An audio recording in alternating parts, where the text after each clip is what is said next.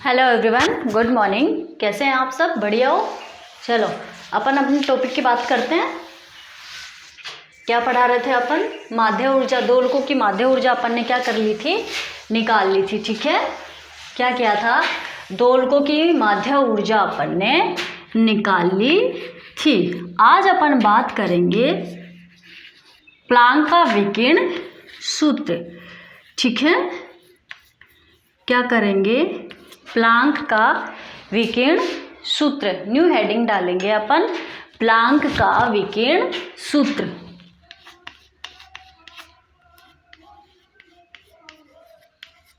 Planck का विकिरण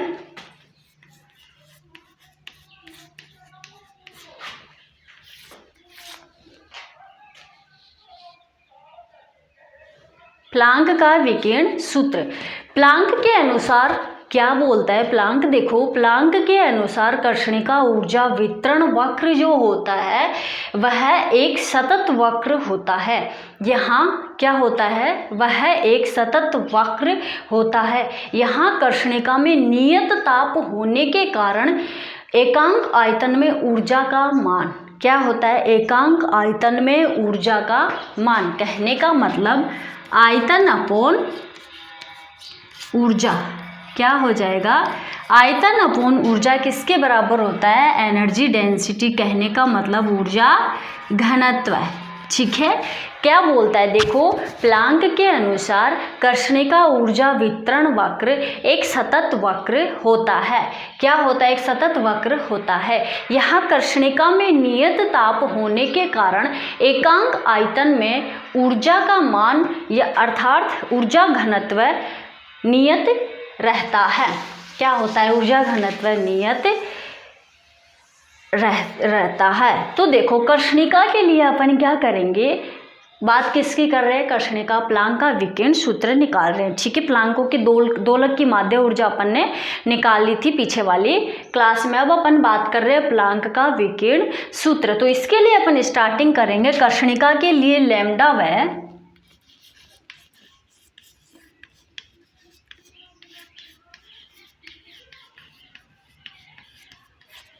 कर्षणिका के लिए लैम्डा व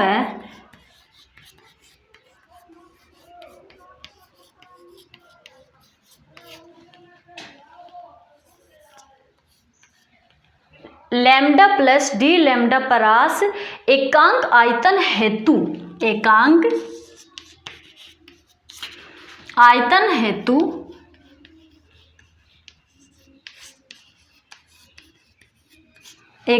आयतन हेतु दोलकों की संख्या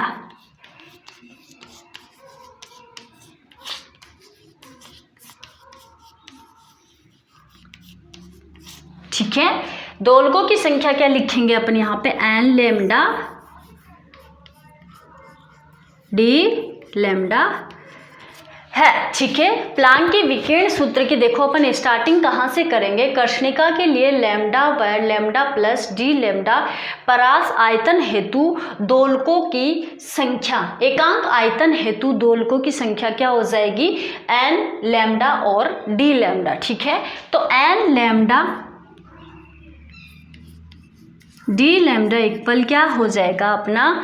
8 pi D lambda upon lambda की पावर 4। ये अपन ने इक्वेशन दे दी 1। ठीक है, अब आप लोग बोलोगे कि मैम ये वैल्यू आप लोग ऐसे ही कैसे ले आए? सेम मतलब बिना कुछ समझाए ऐसे ही कहाँ से उठा के कहाँ रख दी? तो देखो बच्चों, ये वैल्यू आपको इस फॉर्मूले के अंदर तो ऐसे ही क्या करनी पड़ेगी? याद करनी पड़ेगी। क्या करनी पड़ेगी आप लोगों को? ये वाली वैल्यू तो आपको ऐसे ही याद करनी पड़ेगी। क्यों? क्योंकि जब अपन सॉलिड स्टेट पढ़ेंगे, क्या जब अपन सॉलिड स्टेट पढ़ेंगे उसके अंदर ये वाली वैल्यू निकालेंगे, तो इसके अंदर आप लोगों को ये वैल्यू डायरेक्टली ही रखनी है या फिर डायरेक्टली ही याद करनी पड़ेगी। ठीक है, चलो इसके आगे बात करते हैं। वी नो दैट, अपन जानते हैं यहाँ पे कि लैम्डा इक्वल क्या होता है?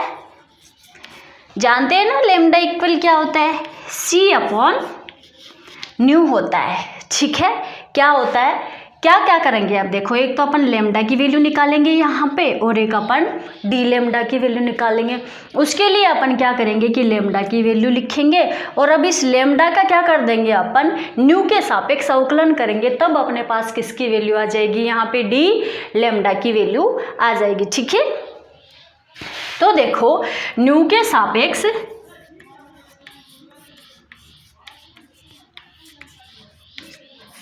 सापेक्ष अवकलन करने पर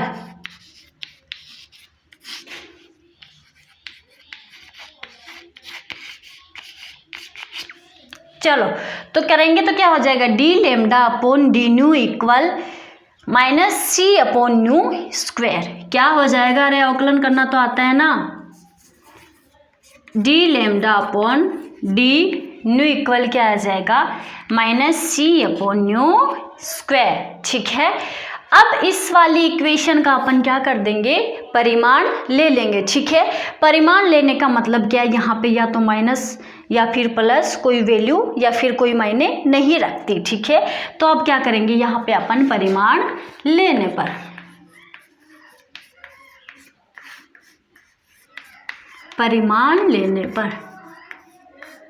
परिमाण ले लेंगे तो क्या आ जाएगा अपने पास, d lambda upon d nu c upon nu square. Clear है, इसको आप लोग इक्वेशन नंबर बोल दो।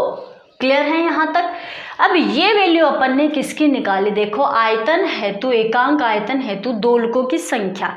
ठीक है, दोलकों की संख्या की क्यों अपन ने किससे रिप्रेजेंट किया, एन लेमडा डी लेमडा, और एन लेमडा डी लेमडा की वैल्यू अपन ने यहाँ पे क्या लिखी, 8 pi D lambda upon lambda 4। ठीक है, क्या लिखा, 8 pi D lambda upon lambda 4, इसको अपन ने इक्वेशन 1 दे दी। अब इसके लिए कहने का मतलब क्या, इक्वेशन 1 के लिए अपने को एक तो लेमडा की वैल्यू चाहिए और एक किसकी वैल्यू चाहिए, डी लेमडा की वैल्यू चाहिए। तो we know that lambda equal क्या होता है, सी अपॉन न्यू होता है। ठीक है, लेमडा की वैल्यू अपने को पता है और डी लेमडा अपने को निकालना है, तो इस वाली इक्वेशन का अपन न्यू के सापेक्ष अवकलन करेंगे तो अपने पास किसकी इक्वेशन आ जाएगी, यहाँ पे डी लेमडा की क्या आ जाएगी, इक्वेशन आ जाएगी। ठीक है, इसके बाद देखो अपन क्या करेंगे, समीकरण 1 में लेमडा व डी लेमडा का क्या कर देंगे, मान रख देंगे। ठीक है, तो समीकरण 1 व 2 के अंदर जब अपन समीकरण 1 व 2 से जब अपन ये वाली वैल्यू इसके अंदर पुट करेंगे तो अपने पास क्या आ जाएगा, हाँ इसको बोलो 1। ठीक है, चलो जी वैल्यू पुट कर दो। तो वैल्यू पुट करेंगे तो देखो अभी फिलहाल तो ये वैल्यू अपने पास किसके रूप में है, तरंग दैर्ध्य के रूप में, कहने का मतलब लेमडा के रूप में है। और जब अपन इक्वेशन 1 और 2 की वैल्यू इस वाली इक्वेशन के अंदर पुट कर देंगे तब अपने पास ये किसकी रूप में आ जाएगी, आवृत्ति के रूप में आ जाएगी। अभी फिलहाल ये देखो लिख रखी है अगले ने कि लेमडा व डी लेमडा परास एकांक आयतन में हेतु दोलकों की संख्या एन लेमडा डी लेमडा है। तो इसी वाली इक्वेशन को अपन कैसे लिखेंगे, देखो कर्षणिका के लिए न्यू व न्यू प्लस डी न्यू परास एकांक आयतन हेतु दोलकों की संख्या एन न्यू डी न्यू है। ठीक है, फिलहाल ये लेमडा में है, तरंग दैर्ध्य के रूप में है, इसलिए इस पूरी प्रोसेस को अपन ने इस वाली ये जो लाइन लिखी है इस वाले रूप में लिखा है। ठीक है, अब इसकी जब वैल्यू अपन ये फर्स्ट और 2 इक्वेशन समीकरण 1 व 2 की वैल्यू जब अपन इस इक्वेशन के अंदर पुट करेंगे तो ये अपने पास किसके अंदर वैल्यू आ जाएगी, आवृत्ति के रूप में आ जाएगी। ठीक है, तो चलो इसको अपन लिखते हैं ऐसे, देखो कर्षणिका सेम टू सेम वो ही इक्वेशन लिखने, यही लाइन लिखने पर बस इसकी जगह लेमडा की जगह अपने को क्या पुट करना है, न्यू पुट करना है। ठीक है, कर्षणिका के लिए न्यू व न्यू प्लस डी न्यू परास आयतन हेतु परास एकांक आयतन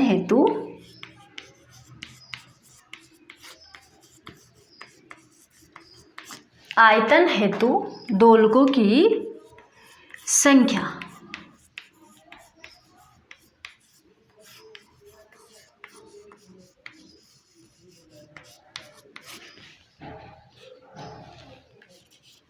एन न्यू डी न्यू है। ठीक है, अब अपन बोल देंगे कि समीकरण 1 व 2 से मान रखने पर, अब बोल सकते हैं ना, बोल सकते हैं भाई।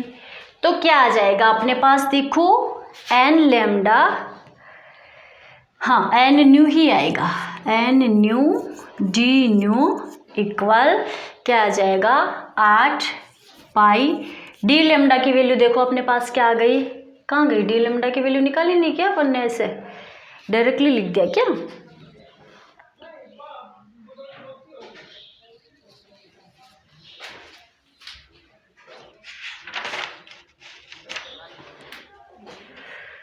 अच्छा जी, अच्छा जी, अच्छा जी, अच्छा जी, यहाँ पे अपन ने डी लेमडा की वैल्यू नहीं निकाली, ऐसे ही इसको इक्वेशन क्या कर दिया अपन ने 2 दे दिया। परिमाण ले लोगे तो अपने पास क्या आ जाएगा, देखो डी लेमडा इक्वल यहाँ पे ऐसे कर लो भाई, c upon nu square d nu. ठीक है, इसको दो आप इक्वेशन 2, सॉरी मैंने देखा नहीं था इसको, क्लियर है यहाँ तक। चलो इसको इक्वेशन 2 दे दो आप। ठीक है, अब ये वाली इक्वेशन आप या फिर ये वाली वैल्यू आप इक्वेशन उसके अंदर पुट करेंगे तो क्या आ जाएगा अपने पास 8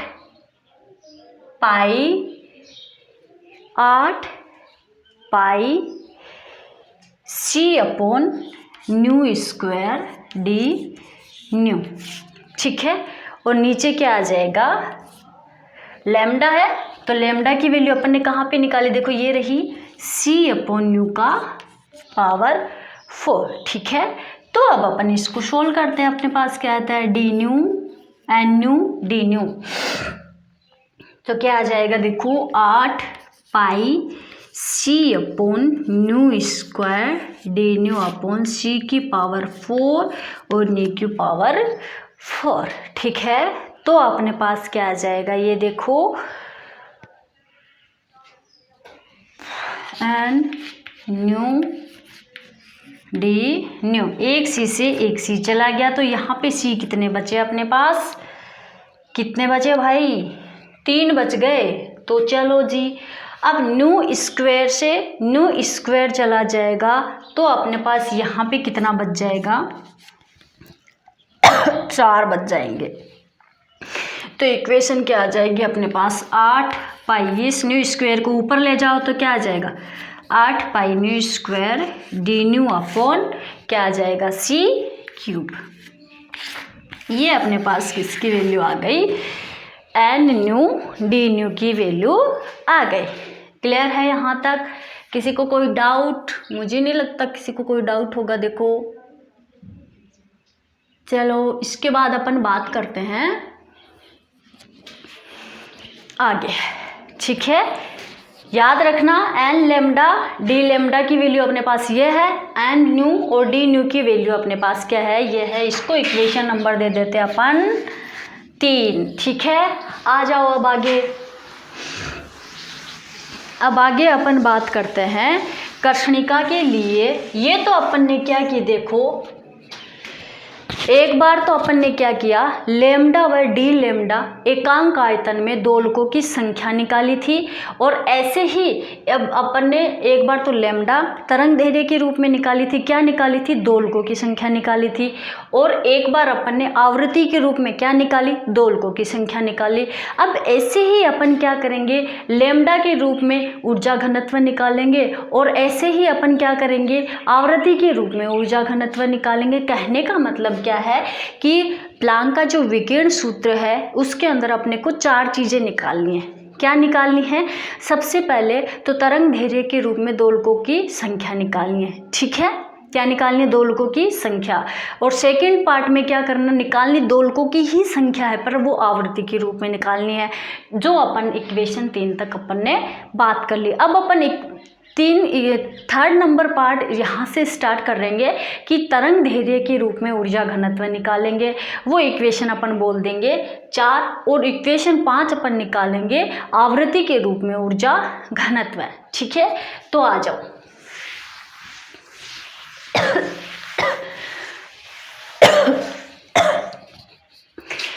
देखो कर्षणिका के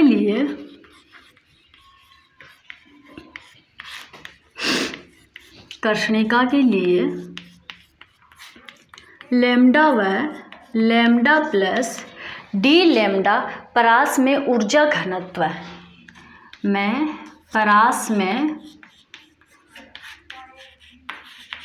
ऊर्जा घनत्व। अब वहाँ पे अपन ने दोलकों की संख्या बात की थी, इसलिए मैंने वहाँ पे n बोला था, n लैम्डा डी लैम्डा। ठीक है, वहाँ यहाँ पे अपन अब ऊर्जा की बात कर रहे हैं। क्या कर रहे हैं? ऊर्जा घनत्व की बात कर रहे हैं। तो इसको अपन लिख देंगे new you lambda D lambda है। ठीक है, अब ये यू लैम्डा डी लैम्डा आप कैसे निकालोगे? दोलकों की संख्या आपने जो पीछे निकाली थी ना, दोलकों की संख्या एकांक आयतन में, दोलकों की संख्या एकांक आयतन मल्टीप्लाई माध्य ऊर्जा। ठीक है, देखो क्या फॉर्मूला होता है एनर्जी डेंसिटी निकालने का, वो भी किसके लिए? कर्षणिका के लिए। ठीक है, तो you lambda D lambda equal क्या होता है? कैसे निकालोगे आप ऊर्जा घनत्व? जो एकांक आयतन में आप लोगों ने दोलकों की संख्या निकाली थी और उसको किससे मल्टीप्लाई कर दोगे? माध्य ऊर्जा से, जो आप लोगों ने पीछे निकाली थी पीछे वाली क्लास में। ठीक है, तो देखो you lambda D lambda equal अपने पास क्या आ जाएगा? दोलकों की संख्या एकांक आयतन में आपने क्या निकाली थी? N lambda D lambda. ठीक है, और किससे मल्टीप्लाई कर दोगे इसको? माध्य ऊर्जा से। ठीक है, अब देखो यू लैम्डा डी लैम्डा की value N lambda D lambda आपने निकाली थी। मैंने बोला था कि सॉलिड स्टेट में पढ़ेंगे इसको, अपन अच्छे से निकालेंगे। तो उसकी वैल्यू कितनी थी? 8 pi D lambda upon lambda की पावर 4। और ये एनर्जी आप लोग पीछे निकाल चुके थे, तो क्या होता है? Hc अपॉन लैम्डा ई की power Hc upon KT minus 1। ठीक है, अब इसको सोल्व करोगे तो क्या आ जाएगा? You lambda D lambda equal क्या आ जाएगा?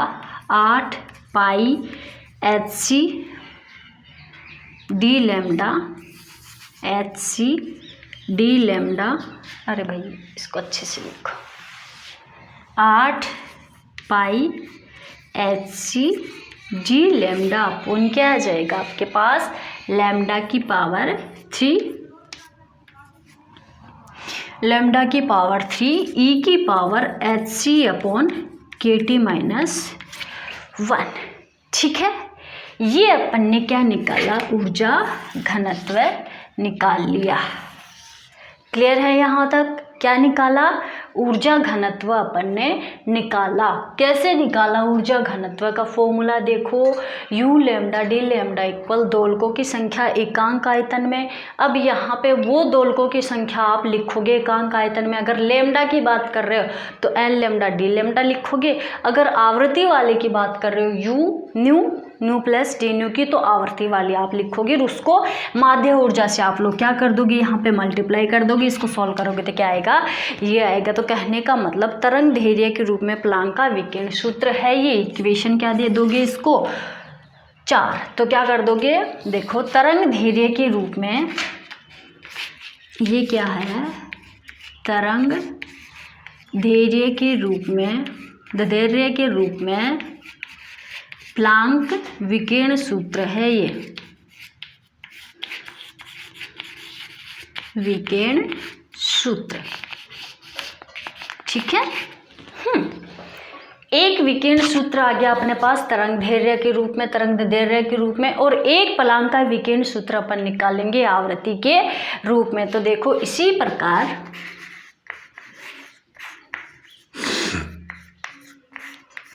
प्रकार क्या हो जाएगा? You new D nu. ठीक है, इसके लिए अपन ने पीछे से कुछ निकाला था डी न्यू, और इसको अपन कैसे कर देंगे? माध्य ऊर्जा से मल्टीप्लाई कर देंगे तो अपने पास प्लांक का विकिरण सूत्र आ जाएगा। ठीक है, तो देखो इसकी वैल्यू पुट कर दो। आप लोगों को पता है एन न्यू डी न्यू की वैल्यू आपके पास क्या आई थी पीछे, 8 pi nu square upon lambda c की क्यूब, ऐसे कुछ आई थी डी न्यू। और इसकी वैल्यू आप लोगों के पास है, देखो ये यहाँ पे पुट कर रखी, h c upon lambda upon e की power h c upon k t minus 1। ठीक है, अब इसको सॉल्व करोगे तो आपके पास देखो क्या वैल्यू आ जाएगी, you new D nu equal 8 pi h nu cube, 8 पाई, इसको इससे मल्टीप्लाई कर दिया तो क्या हो गया, न्यू क्यूब हो गया। तो 8 pi h nu cube, h nu है भाई, हाँ सी अपॉन लैम्डा की जगह अपन ने क्या पुट कर दिया, सॉरी इसको अपन ने आवर्ती के रूप में लिखा था ना, यहाँ पे तो ये तरंग दैर्ध्य के रूप में है, इसको अपन को क्या करना है, यहाँ पे आवर्ती के रूप में लिखना है। तो न्यू को अपन लिख सकते हैं ना सी अपॉन लैम्डा, तो देखो ई की पावर क्या लिख देंगे, H new upon k T,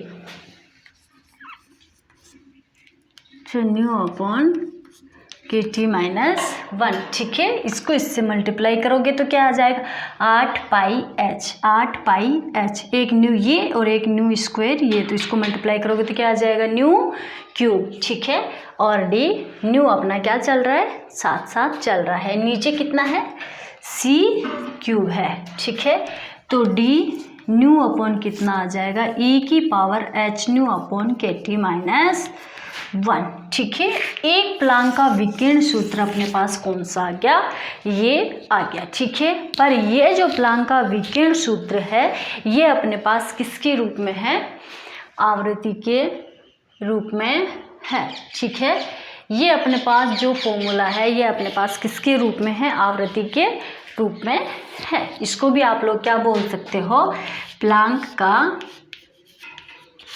विकिरण सूत्र।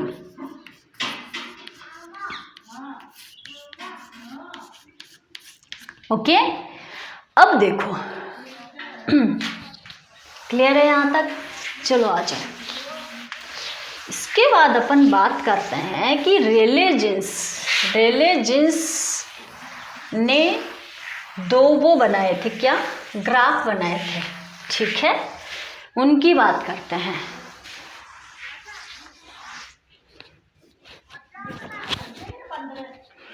देखो रेले जीन्स के अनुसार अपन कर्षणिका ऊर्जा वितरण वक्र की व्याख्या करेंगे। किसके अनुसार, रेले जीन्स के अनुसार। रेले जीन्स ने जो कर्षणिका ऊर्जा वितरण वक्र जो बनाया था वो कैसे बनाया था, उसकी व्याख्या केवल उसने कहाँ पे की थी, उच्च तरंग दैर्ध्य पर ही की थी। यानी कि रेले जीन्स के अनुसार कर्षणिका ऊर्जा वितरण वक्र की व्याख्या केवल और केवल कहाँ पर की जा सकती है, उच्च तरंग दैर्ध्य पर ही की जा सकती है। तो आ जाओ उसका अपन क्या करते हैं, ग्राफ बनाते हैं। देखो रेले जीन्स के अनुसार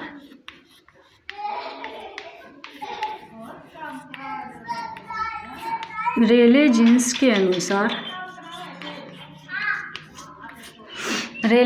के अनुसार कर्षणिका ऊर्जा वितरण वक्र, कर्षणिका ऊर्जा वितरण वक्र की व्याख्या उच्च तरंग दैर्ध्य पर ही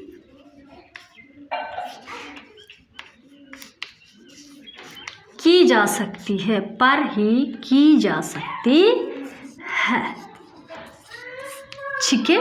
तो देखो प्लांक ने जो कर्षणिका ऊर्जा वितरण वक्र दिया था वो कैसे दिया था, ऐसे कुछ था उसका।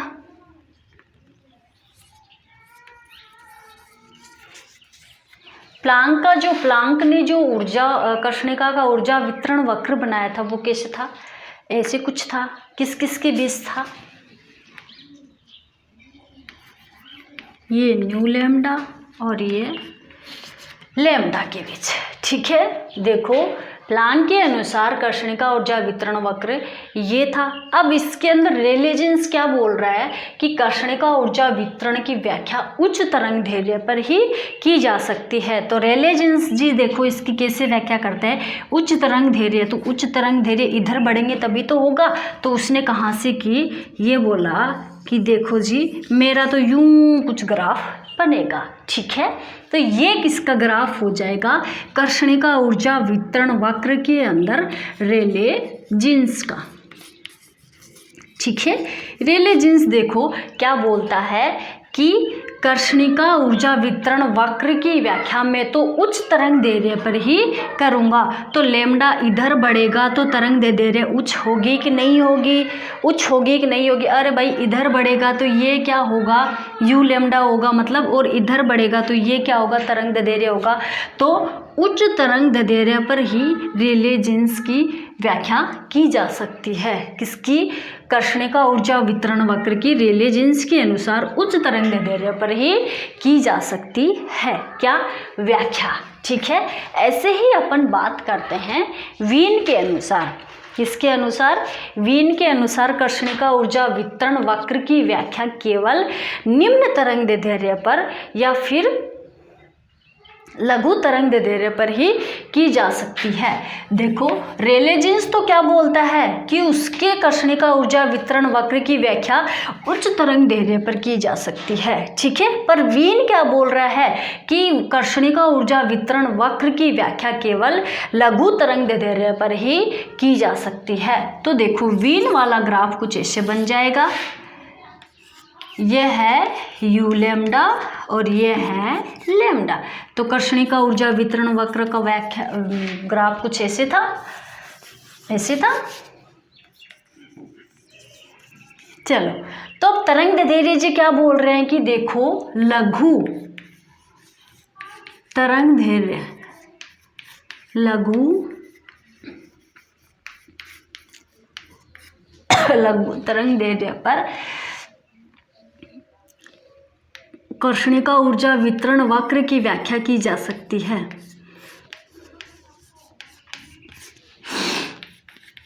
वितरण वक्र की व्याख्या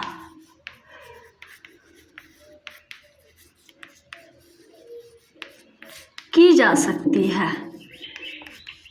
ठीक है, चलो तो देखो ये तो उच्च पर आ गया और वो कहाँ आ जाएगा, निम्न पर आ जाएगा। तो निम्न तो यहीं से होगा स्टार्ट। ये क्या बोला, ये लो जी, मैंने तो ये बना दिया। देखो तो ये किसके अनुसार है, वीन के अनुसार।